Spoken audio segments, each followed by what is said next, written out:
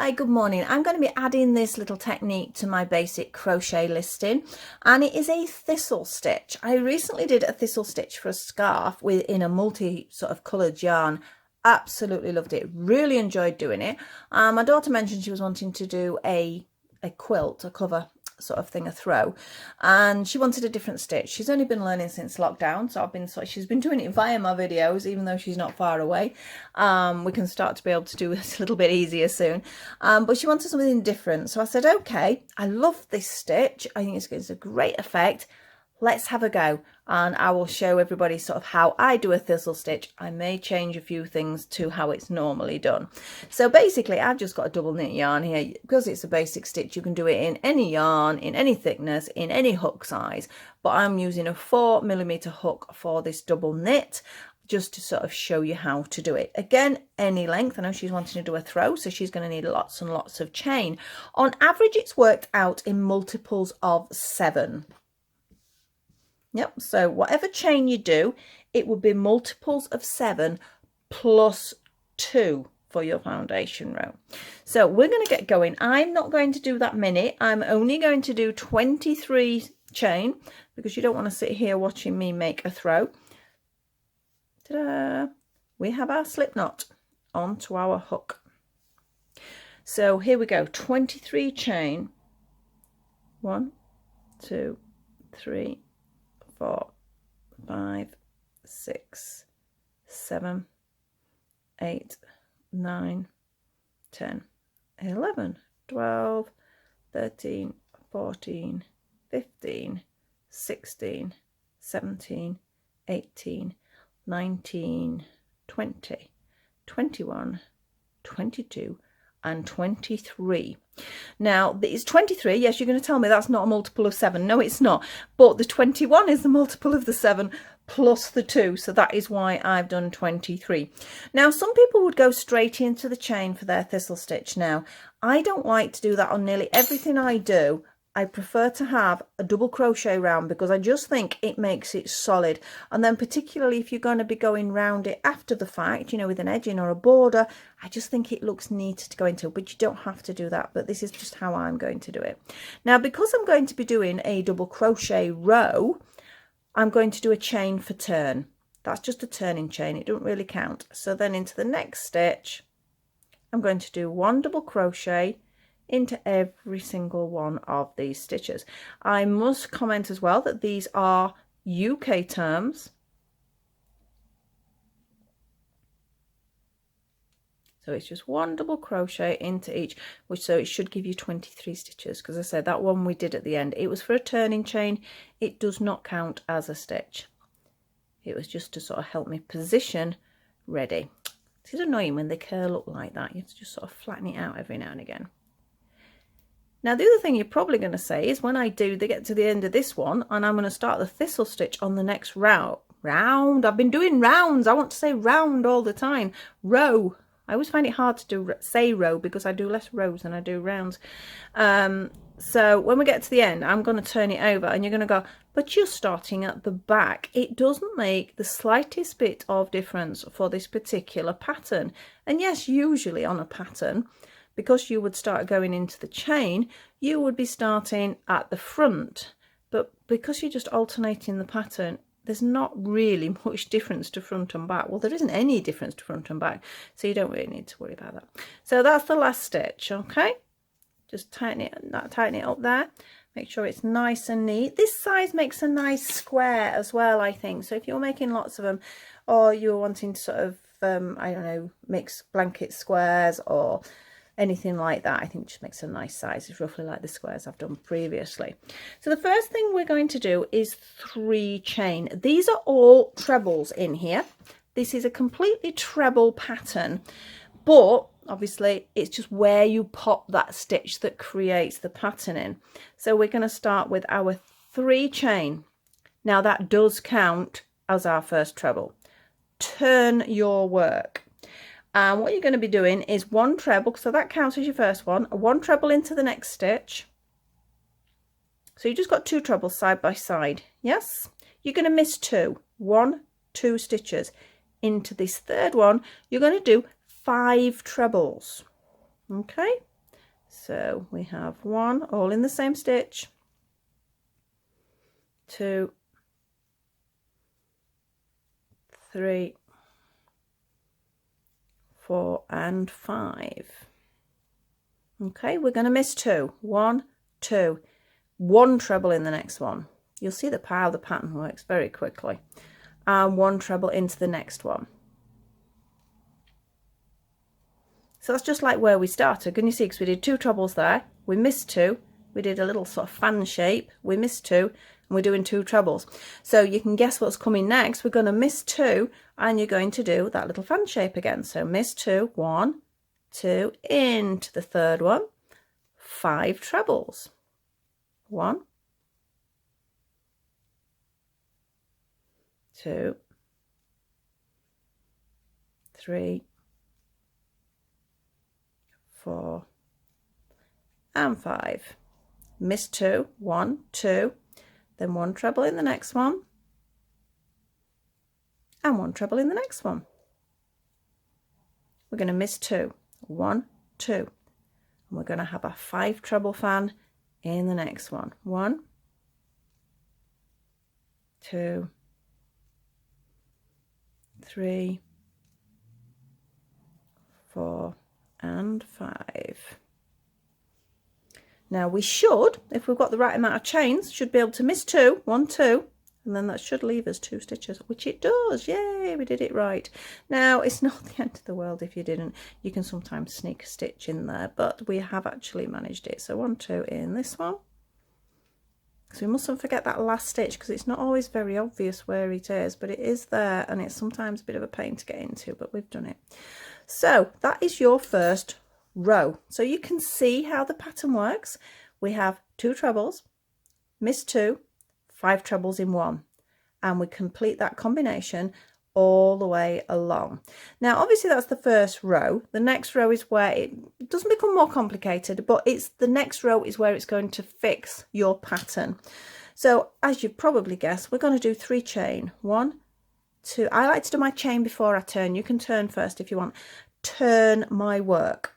Now the basic rule here is if there's a 2 at the bottom, you're going to do a 3 above it. So that's 1.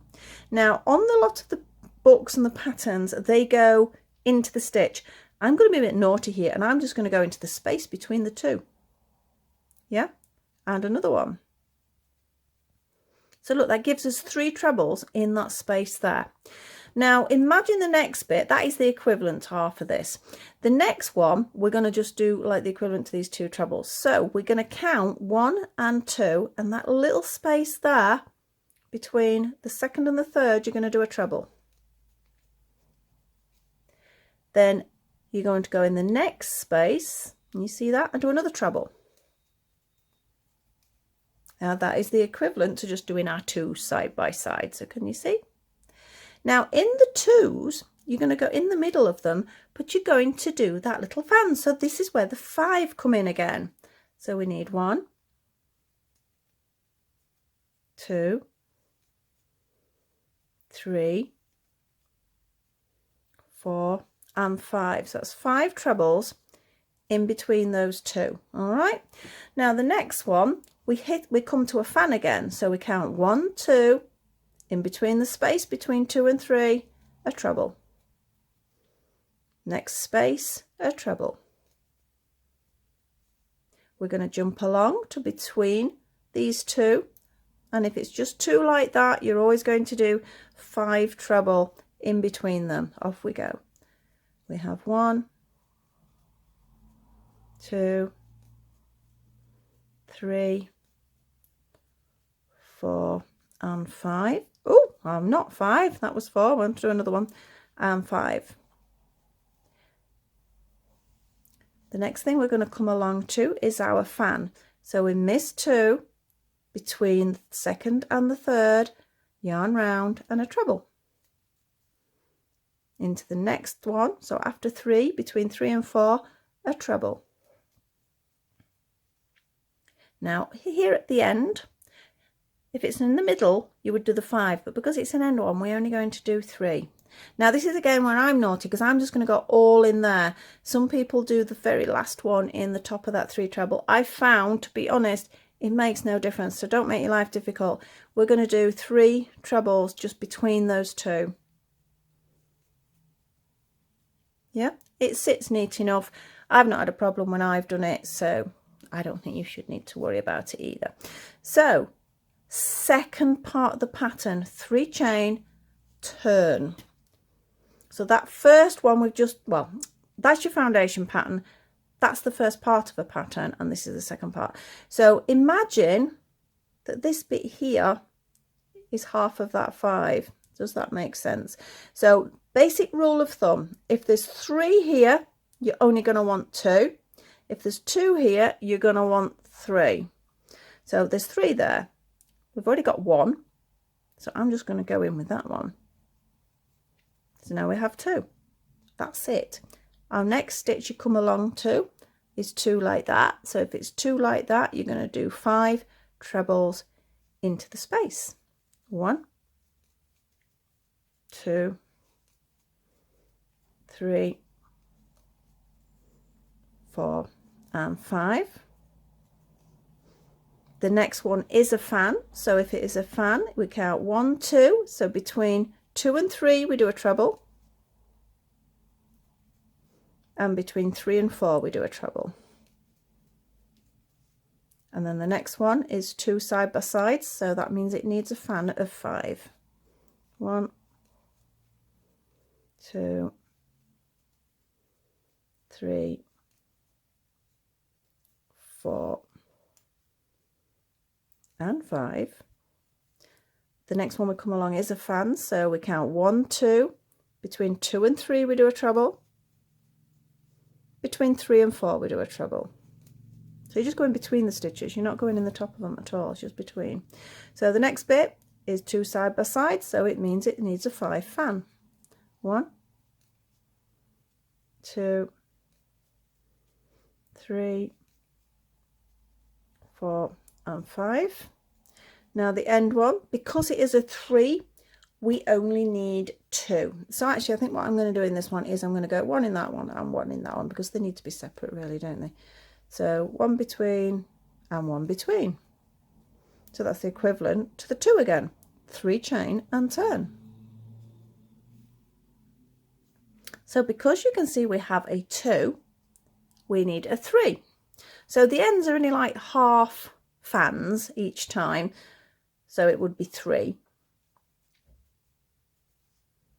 Next one we're going to hit is a fan, so between 3 and 4, 2 and 3 should I say, we need a treble. Between 3 and 4 we need a treble. I was jumping. The next one is just a 2, so if it's a 2 we need 5 trebles fan. 1, 2, 3, 4 and 5. The next one is a fan, so between 2 and 3 we do a treble, between 3 and 4 we do a treble. Next one's a 2, so we need a 5 fan. 1, 2, 3, 4 and 5. So our next one should be a fan, so between 2 and 3 we do a treble, and 3 and 4 we do a treble. Now our last one's at the end, and because it's 2 it means we've got to do 3 in it. 1, 2 and 3. 3 chain turn, 1, 2 and 3, turn your work. So you can see how the pattern is coming. I'm hoping you get, I think after X amount of rows, I mean definitely after about 5 or 6, you're going to go, oh, I know what I'm doing now. So it's, I think I would practice on a small piece like this, get the pattern system before you decide you're going to do a massive blanket or something. Although I know my daughter's just going to jump straight in and make a blanket. Right, we have 3 below. This counts as 1, so I'm going to jump into the next space. I didn't do that on the last one, but I will do this time. Okay, jump into it.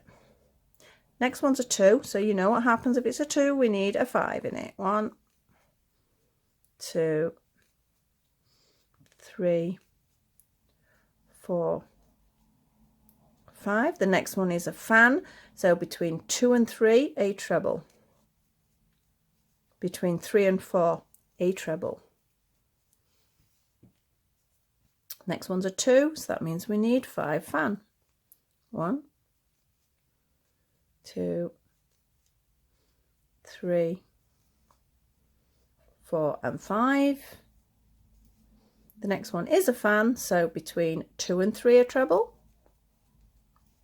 between 3 and 4 a treble.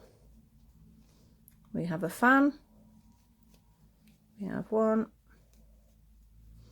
2, 3, 4 and 5, gives us a 5 treble fan. At the end you can see it's a 3 already, so we need to make it a 2 this time. So yarn round, I'll go in the first space between, the second space between.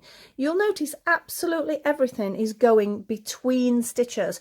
It's not picking up stitches, it's just going between them, and that is what creates like a definition of the holes. So you do need to do that, because otherwise you're not going to be able to see the holes very well. So we'll do a couple more. So 1, 2 and 3 and turn. Sound like I'm doing a dance routine. Right, because the one below is a 2, this time it's going to be a 3. So these are alternating. You go 2, 3, 2, 3, 2, 3.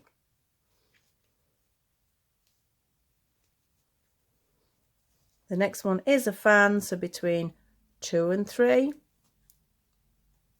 we do a treble, between 3 and 4 we do a treble. We have a 2 next, so we need a fan, don't we? 1, 2, 3, 4 and 5. The next one is a fan, so between 2 and 3 we do a treble, and between 3 and 4 we do a treble. The next one is just a 2, so we need a fan in it. 1, 2, 3, 4 and 5. The next one is a fan, so between 2 and 3, so just sort of separate them up a bit, we do a treble. Between 3 and 4 we do a treble. Excuse me, I'm losing my voice a bit. Now because this is a 2 here, that means we need a 3, don't we? So 1, 2 and 3. Okay, I'm going to put it down at that. I don't think I'm going to do any more for you, because that is all you're going to keep doing. If you look along your edges, if it's a 2 here, it has to be a 3. If it's a 3, it has to be a 2. A 3, 2, 3. Okay, because they're edges, they don't need the full fan. And in the center, if you come to where it is a 2, so we'll point this out, so that's a 3 there. So then we get a 2 there, don't we? 2 side by side, so that needs a fan. We get to the fan, we go between the second and the third, so literally between, don't try and go in the top of the stitch, and then between the third and the fourth. Then if we get to a 2, it's got to be 5 trebles. And again, now we're on a fan, so we have a between and we have a between. Then we have a fan. And because we have 3 here, we just go 1 and 2. I am not worrying about going in these end stitches. I still think that is as neat as if you try and get into a top of a chain, which is always hard work, and I hate going into the top of chains. So if I can avoid it, I will.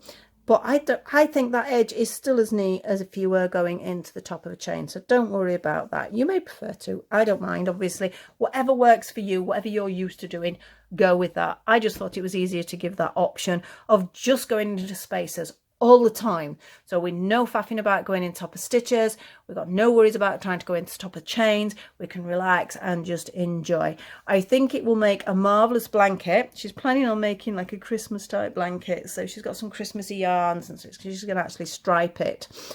Mine looks fabulous in a variegated yarn. It works really well. It's one of my favorite scarves that I made. Completely fell in love with the stitch when I did it, so I thought I would share it with you. Hope you enjoyed it. I know it goes a little bit fast in places, but just stop, pause me, because after you've done the first sort of, well, that's your foundation row, but by the time you've done these 2, You're just repeating 2 rows continually until you get the size you want. So I hope you enjoyed that. Just a little bit of information there just to add to my basic crochet list. If you do enjoy my videos, please like, subscribe and share. It makes a big difference to us YouTubers there. And we hope to see you very soon with, I keep saying I'm going to be doing a Smart Doll bag. I will get this bag done, but it'll be very soon. So thank you very much for watching and see you soon. Bye bye.